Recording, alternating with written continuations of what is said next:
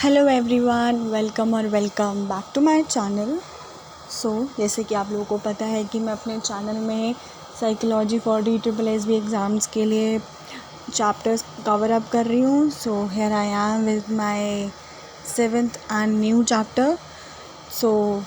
आइए अपना chapter start करते हैं। स्टार्ट होने से पहले अगर आप मेरे चैनल में न्यू है तो प्लीज़ सब्सक्राइब कर लीजिए एंड वीडियो पसंद आए तो लाइक एंड शेयर ज़रूर कीजिएगा।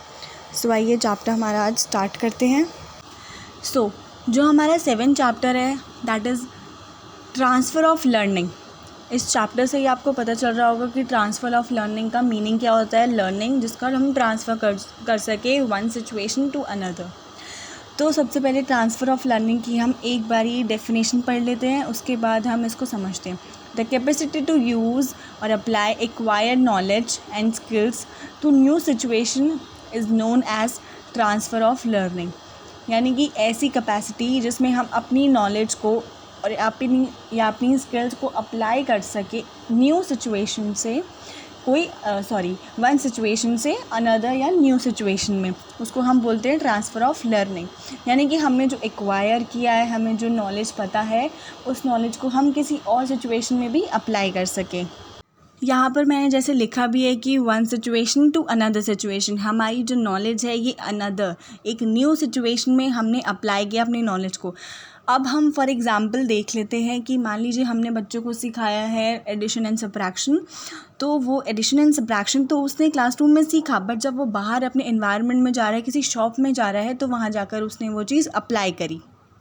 अब हमने ट्रांसफ़र ऑफ लर्निंग देख लिया कि होता क्या, बट इससे क्या बेनिफिट्स है, क्या एडवांटेजेस है। सबसे पहला है कि it makes learning process easy and it can help in developing mental ability which we use in other task also. अगर हमने कोई नॉलेज एक्वायर करी तो हम किसी और उसमें भी हम वो अप्लाई कर सकते हैं।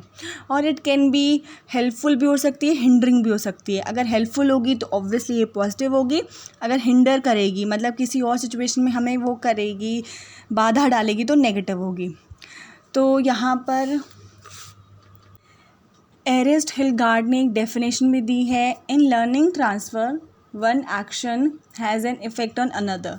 दैट मीन्स अगर हम कोई एक नॉलेज को एक्वायर करते हैं, तो अगर हम वो पहली सिचुएशन में बस जो वन सिचुएशन में हम उसे लगाते हैं, अप्लाई करते हैं, तो वो नेक्स्ट सिचुएशन में भी उसका इफ़ेक्ट डालती है। सेकंड जो गुथरी ने दी है that is your learning transfer can be defined as the process of enhancing and implementing behaviour. Okay, so there are types of transfer of learning, ये थॉर्नडाइक ने दिए। First is positive, negative and neutral. तो समझते हैं इससे। Positive transfer of learning क्या होता है। Positive transfer of learning that means जो हमने नॉलेज एक्वायर की है एक सिचुएशन में, वो हम नेक्स्ट सिचुएशन में अगर डालेंगे तो उसका पॉजिटिव इम्पैक्ट आएगा। अब फॉर एग्ज़ाम्पल आप देख लीजिए, अगर हमें साइकिल चलानी आती, दैट मीन्स हमें स्कूटी भी चलानी आराम से आ जाएगी। आपने देखा होगा लोग पूछते होंगे अगर स्कूटी चलानी सीखनी है तो साइकिल चलानी आती कि नहीं, बिकॉज उसमें दोनों में बैलेंस ही करना होता है। इसीलिए अगर हमें स्कूटी चलानी आती तो हम साइकिल चलानी भी सीख लेंगे। तो ये पॉजिटिव ट्रांसफ़र ऑफ लर्निंग हुआ। उसके बाद नेगेटिव ट्रांसफ़र ऑफ लर्निंग, इसमें जो हमारी ओल्ड नॉलेज है वो जो हमारी न्यू जो नॉलेज होगी उसमें हिंडर करेगी। अब मान लीजिए कोई राइट हैंड से लिखता है तो उसको लेफ़्ट हैंड से लिखने में प्रॉब्लम क्रिएट होगी, तो ये नेगेटिव जो है वो उसमें इम्पैक्ट डालेगा। अब नेक्स्ट है हमारा न्यूट्रल और ज़ीरो, जिसमें कोई इफ़ेक्ट ना होए, आपकी जो पुरानी नॉलेज है वो नई नॉलेज में कोई इफ़ेक्ट ना डाले, दैट इज़ योर न्यूट्रल और ज़ीरो। अब थॉर्नडाइक ने थ्योरी दी है, थ्योरी ऑफ आइडेंटिकल एलिमेंट्स। अगर जो सेम आइडेंटिकल होंगे तो उसकी ट्रांसफ़र ऑफ लर्निंग जो होगी वो जल्दी होगी। अगर same he situation kind of होगी तो उसकी जल्दी ट्रांसफ़र ऑफ लर्निंग होगी। उसके बाद these are 4 types of transfer of learning. First is unilateral, bilateral, vertical and horizontal. एक एक करके समझते हैं। Unilateral transfer of learning, it is related to body parts kind of if you are using only one part of your body. इसका मतलब अगर आप for example अगर आप एक ही अपना बॉडी पार्ट को यूज़ कर रहे हो तो ये यूनिलेटरल है। फॉर एग्ज़ाम्पल आप खा रहे हो या फिर लिख रहे हो।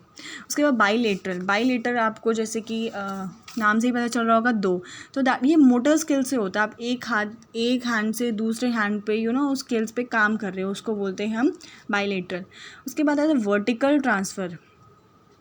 लर्निंग थ्रू सीक्वेंस वाइज चलती है, मतलब पहले बेसिक से स्टार्ट होगी, फिर कॉम्प्लेक्सिटी में जाएगी, डिफ़िकल्ट लेवल होगा। जैसे कि मैंने साइकिल और स्कूटी का दिया था, अगर आप जैसे साइकिल चलाना सीख रहे हो, उसके बाद स्कूटी सीखोगे, then bike and then car, ये नहीं कि सीधा पहले कार सीखी उसके बाद जाकर आप साइकिल सीख रहे हो, ऐसे नहीं होगा।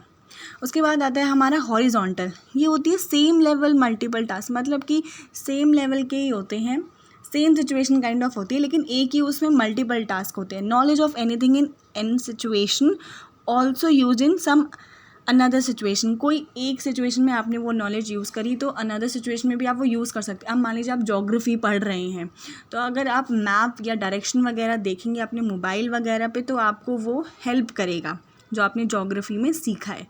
So this is your horizontal transfer of learning. So your 7th chapter, that is transfer of learning, is also completed. Video अच्छी लगी हो तो प्लीज़ आप इसे लाइक एंड शेयर ज़रूर कीजिएगा। प्लीज़ एक कमेंट ज़रूर कीजिएगा, अगर कोई क्वेरी है तो कमेंट्स में पूछ लीजिए, और मेरे चैनल को सब्सक्राइब ज़रूर कर लीजिए। आगे और वीडियोस आती रहेंगी, मैं और जल्दी जल्दी चैप्टर्स डालती रहूँगी। सो प्लीज़ बने रहिए एंड चैनल को सब्सक्राइब करना बिल्कुल मत भूलिएगा। वीडियो को लाइक भी कर दीजिए। Thank you so much, take care.